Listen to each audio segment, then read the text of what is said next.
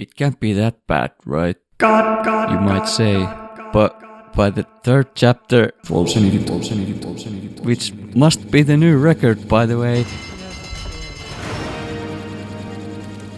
Thomas gets bitten by a horde of raver rats on the ship and sent to a goddamn vegetative state for only I know how long for. Are you saying you wouldn't roll sanity too if the protagonist of a book was comatose for half a book? Again! So, we take Linda's perspective as she struggles to heal Thomas because he's blasting white all over the place thanks to the venom.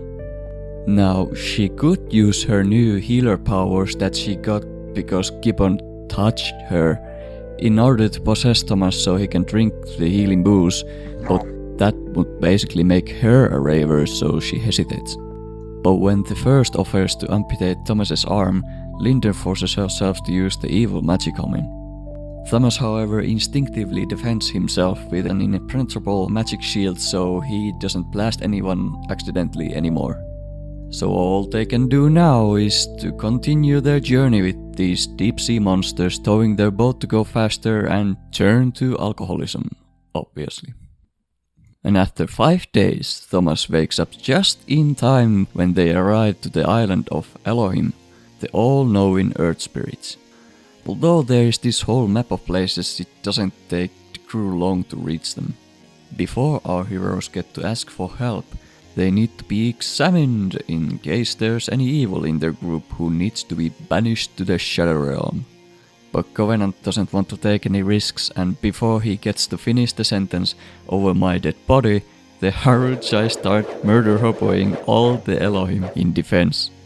Or at least try, since the Elohim are incorporeal, and get sent back to the ship for being fools.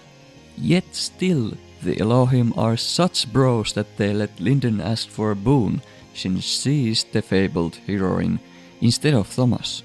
And like, holy shit, they are maybe the second bunch of characters that actually call out his bullshit and how he's just a hindrance for being so dangerous and incapable of anything. The crew goes over through myriad ways they could help, but they refuse each one with an excuse. But Thomas then asks them to unlock the information that Troy implanted in him earlier, and the only reason I can think of why Troy did it this way was because he too knew how Thomas could not be trusted with it. I mean, he was right. This the Elohim accept, but as the monkey paw curls, they cannot let Covenant go and eventually destroy the land with his blasting, just because he refuses to give the ring to someone competent and give him a goddamn lobotomy.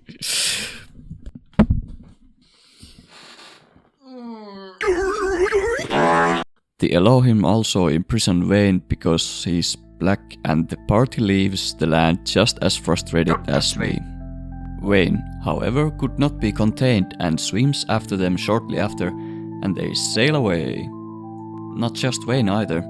After a couple of days, the crew notices one of the Elohim jumped aboard too. And since nobody can do anything about the spirit, he's left alone to manage the impossible task of making sure that Thomas doesn't do anything stupid. They get hit by a storm and have to go for repairs in a nearby island city. When they land, they meet the Arbor captain, who tries to turn the whole party away because they have nothing to trade with, and as the giants alva start murder hoboing, the crew gets warmly welcomed to the palace by a messenger. And while climbing to the top, Findale decides to be a little racist towards some of the guards. They talk to the king and his totally not evil wizard advisor about healing Covenant and almost get hypnotized by his gears to hand Thomas over. But thanks to the Haruchai being these unfeeling warriors, they can just resist it.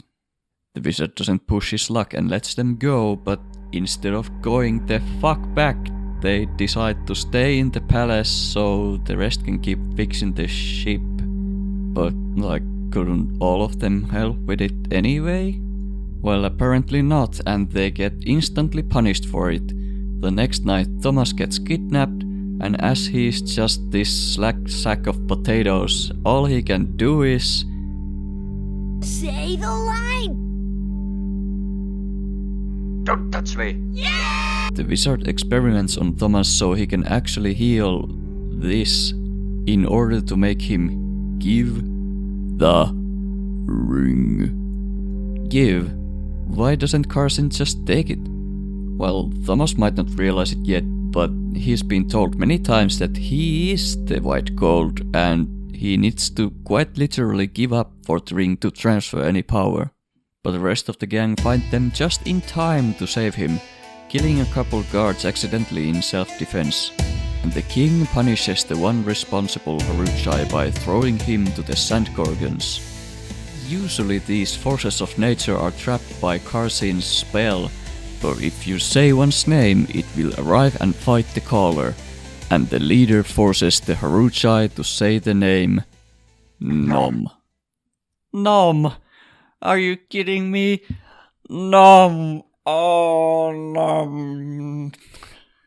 It's so stupid. Maybe it's the intent when you speak it. It's gotta be. Anyway, he says it and gets pulped. But even then they are in no rush to escape. Carson would not allow it, lest he lose the ring. At this point, the crew knows the wizard controls everyone.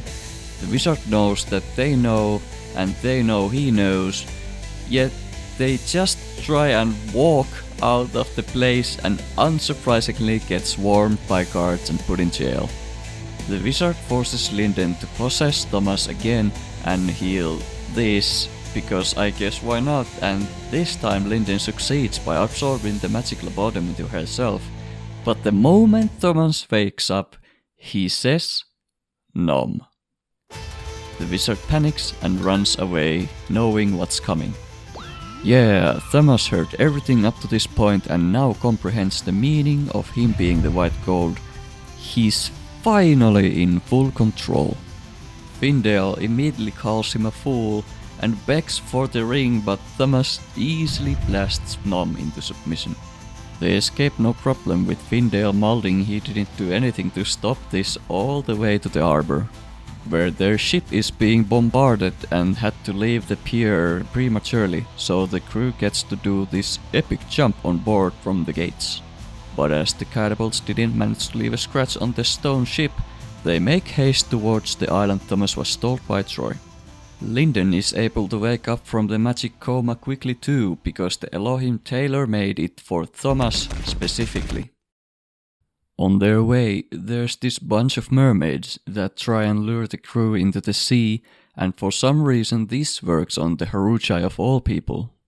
Even though they were supposed to be emotionless and all that, but apparently they are gooners, so it's them who get rescued. Later, they arrive to the isle, and according to Haruchai legend, there's this renowned master, never mentioned before by the way, who every Haruchai wants to challenge in order to gain some insight.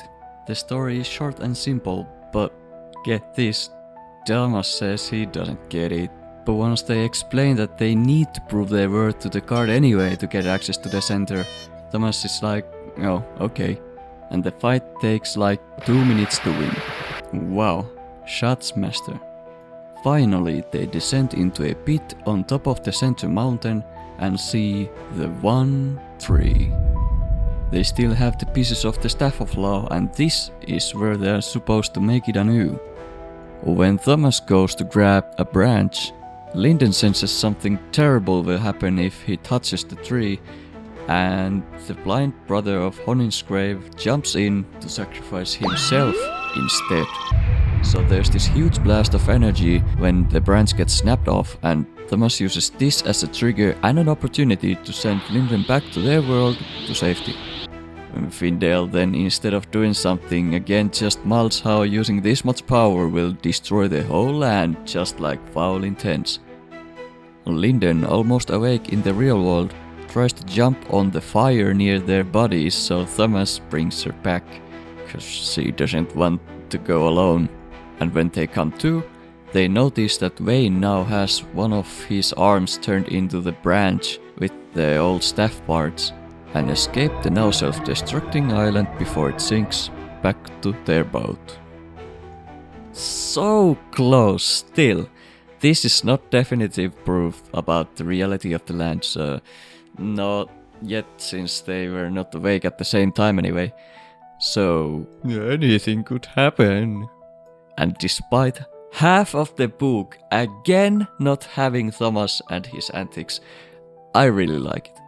Maybe that just tells something about the main character.